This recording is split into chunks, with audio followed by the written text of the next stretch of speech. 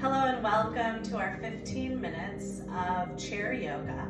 My name is Marla Pelletier, and a few things to know before we start. One is to always be comfortable. We don't ever want to keep going in any poses or do any poses that cause us pain. So if I'm doing something you cannot do without pain, then pause and just breathe through the exercise. Or don't do it so intensely, become a little less intense with the exercise and pause and just notice what's going on in your experience. Much of this is mindful, and so we're fully paying attention to what's going on inside of us instead of distracting ourselves with other thoughts and external stimulation. So anything you can do in your work clothes today, and if you find something that you really enjoy, that really makes you feel good, you want to explore further, go with that feeling and pause the video and keep moving. Also, another thing to mention, I am pregnant, 7.5 months pregnant, so some of my movements may be a little awkward, or I may do things just a little bit differently, but I will be instructing you for a non-pregnant belly body. And of course, you can always contact me if you have questions. If you have certain physical limitations or disabilities, this is really made for a general audience of full ability. And so if you have something, a hip replacement, a knee replacement, something really particular that you're still figuring out your movement patterns, contact me first, especially if you're encountering pain. So we're going to start off sitting. Just arriving where we are, our feet flat on the ground, letting the eyes close or having a soft downward focus. And at first noticing when we bring our attention inside, what is going on in our body. Do we feel any strong sensations?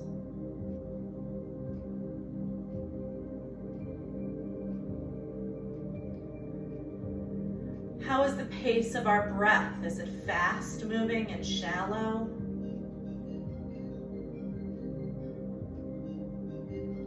Is it deep? Is it slow?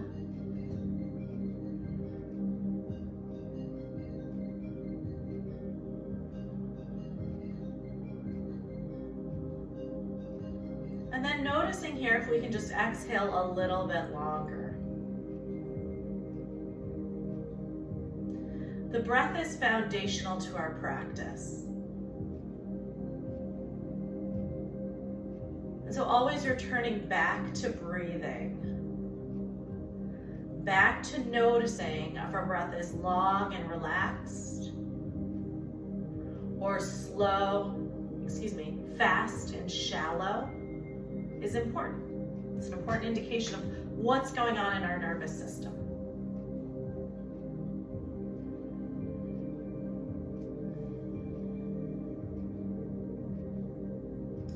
And then one more breath here.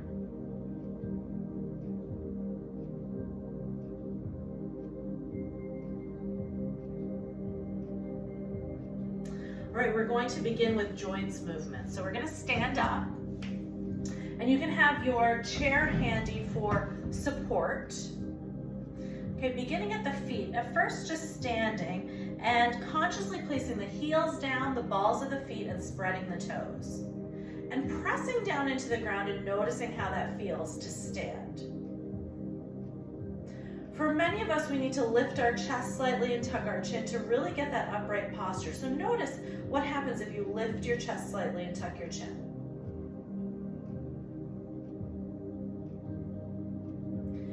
And then extending your right foot forward, we're going to point the toes and flex the foot back.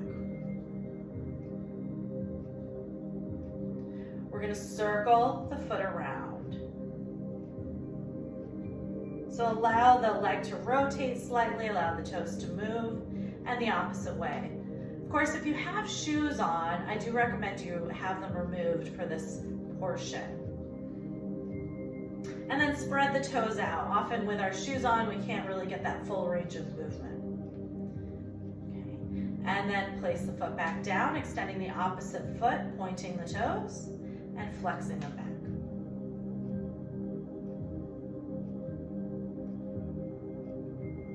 And circling the foot in one direction. And the opposite. This series, the joint movement series, is one I recommend to do every day. You can do it on the phone. You can do it first when you get up. Spread the toes. It just gets all the blood moving. It gets out that stiffness that sometimes we wake up with. Bending the knees here, place the hands on the thighs. We're gonna rotate the knees. So as we're circling the knees here, you wanna make sure the knees stay separated and they're circling in their own kind of circles. Okay, we're not dropping them in together. And you're shifting the weight through the feet. You can kind of see my toes lift. And the opposite way.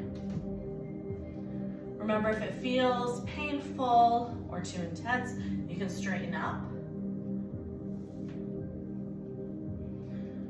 You can also do this alternatively sitting and doing more of a rotating the lower leg.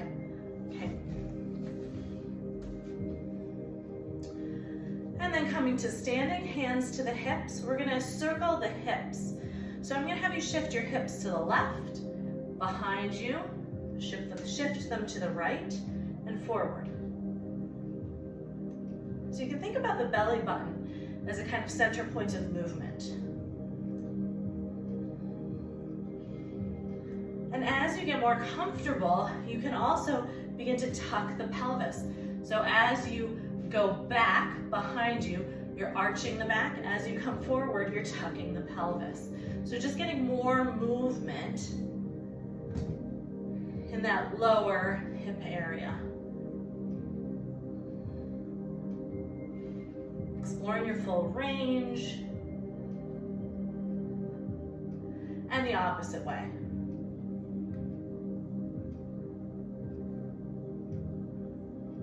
All right, after we've gone both directions with our hips, we're gonna extend the arms out. Okay, here, separating the fingers really wide, and then we'll turn them upwards towards the ceiling. And then down. And up. And down. You may already feel a little stretch, a little pull. Notice if there's tension building in the shoulders. Try to really relax them. Okay, bring the thumbs inside and the fingers around and open and close the fingers. And then rotate the wrists.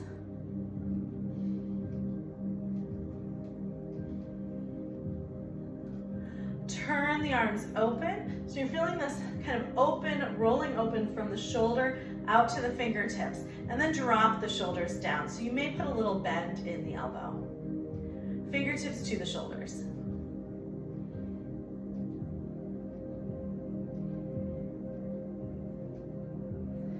Notice if you're feeling the shoulder blades on the back of the body dropping. We want to keep that feeling. Fingertips to the top of the shoulders, bring the elbows in together and open. Circling through your whole range of motion.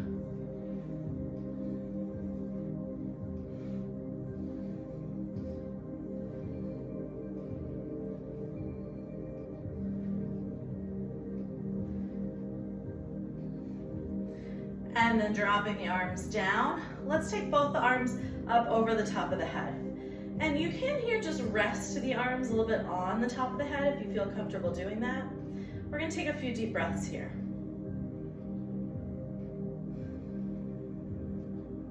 Now this is a great pose to hold, even just one arm at a time, if you get pain in your neck and shoulders. Here we're slackening the muscles in the upper shoulders, and this can actually help you with pain that you feel. So I recommend if you do feel pain in your neck and your shoulders, do this with each arm for 2 minutes a day. You can do it watching TV, you can do it when on a phone call, laying in your bed,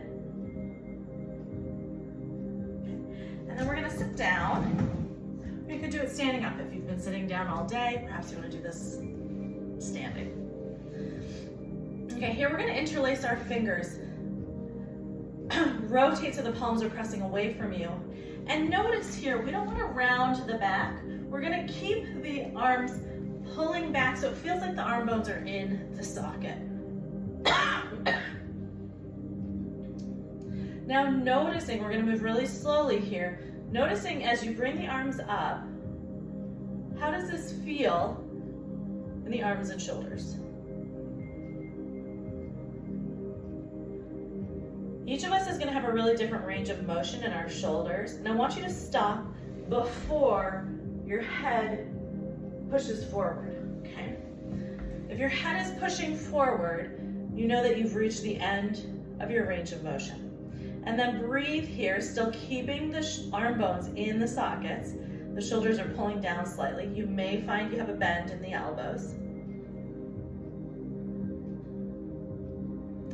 And then we're going to flip the wrists, place the hands on the top of the head. Okay, and then we're going to rotate. So here we're thinking about rotating the upper spine. And I want you to move slowly, and we're not really pushing it. We're just investigating what's our range of motion here.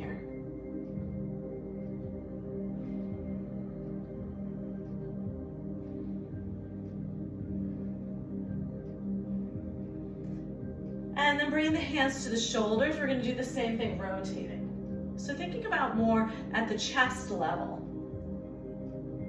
the spinal rotation.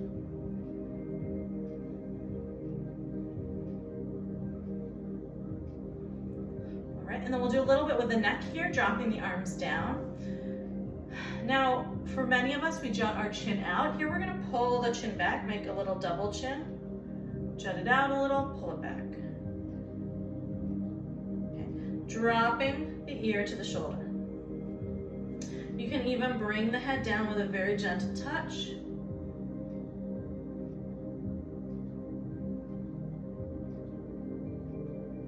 And the other side, dropping ear to shoulder, gentle touch, drawing it down. Always trying to keep the face facing forward. We're not dropping the face or the chin towards the chest. Coming back to center, dropping chin to chest here. And then looking up, lifting the chin towards the ceiling, even drawing the chin so you have an underbite up towards the ceiling.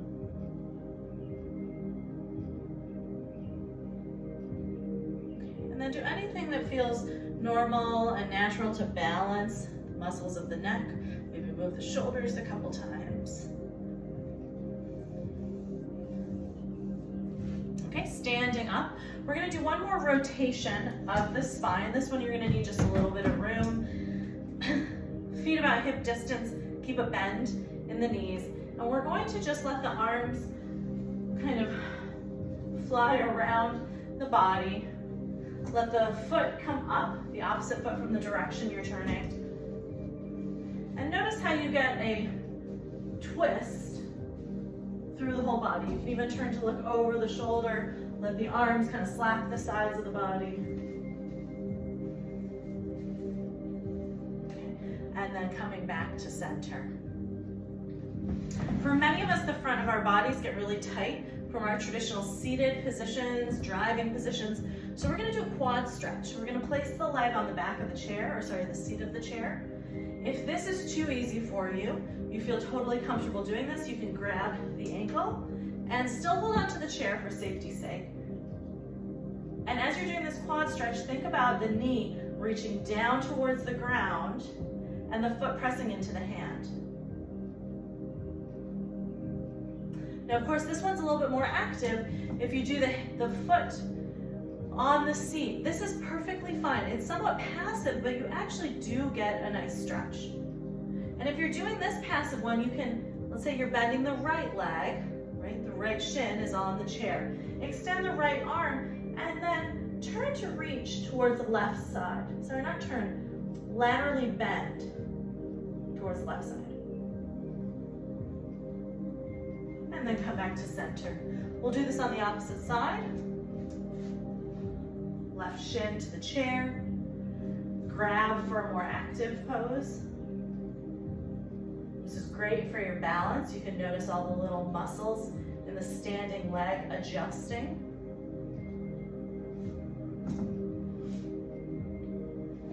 And if you do this more passive one, extend the left arm if the left leg is bent, and bend over towards the right.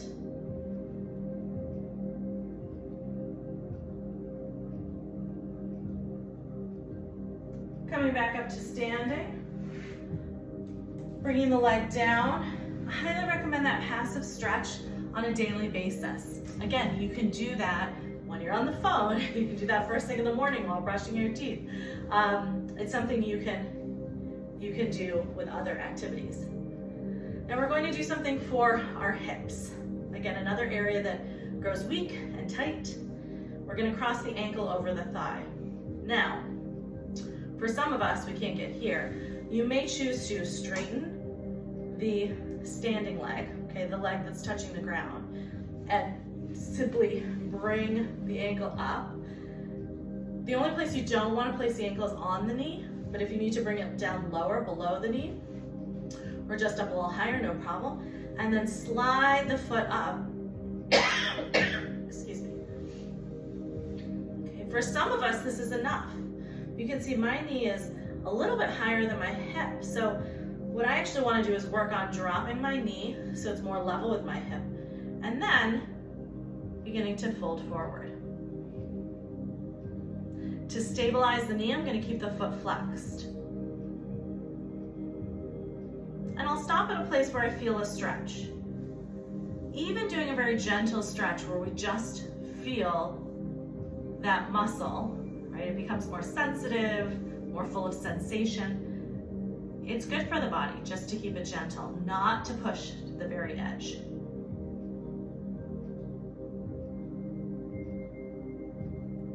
And then coming back up, if you can, lift your knee up to your chest. So bring it more to the center. I've got to bring it out to the side a little bit. And if you'd like, for an extra bonus, holding onto the back of the thigh and extending the leg. You can extend it and hold it, or just move it. You can circle the foot around and the other way. Okay, and then let go. Notice how you're using your abs to do this. Okay, extend the leg. Notice how you're using the abs. Bring it back in and place it down. All right, and the opposite side.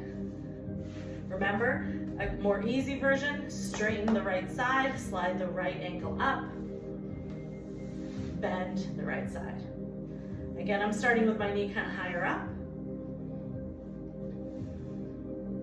I may choose just to stay here and just work it, bring that knee down. I may also choose to elevate more, to bring more cushion on my seat. And if I'm feeling comfortable, I can begin to hinge from the hips forward.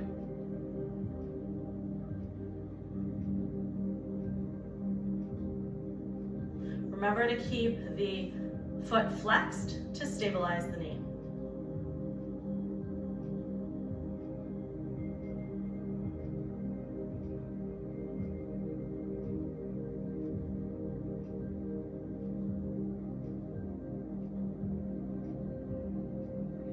And then coming back up, we're going to lift this knee up to the body in line with the chest, maybe in line with the breast.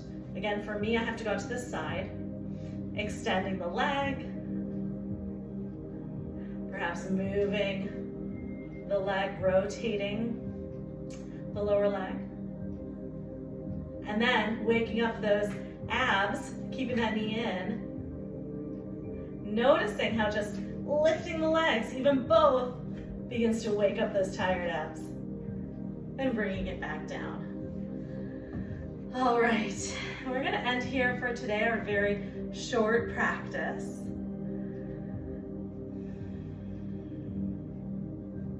Noticing the natural pace of the breath. Noticing the posture.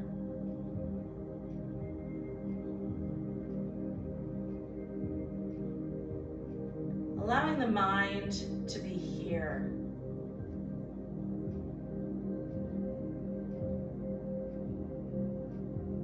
knowing if you're on an inhalation or an exhalation.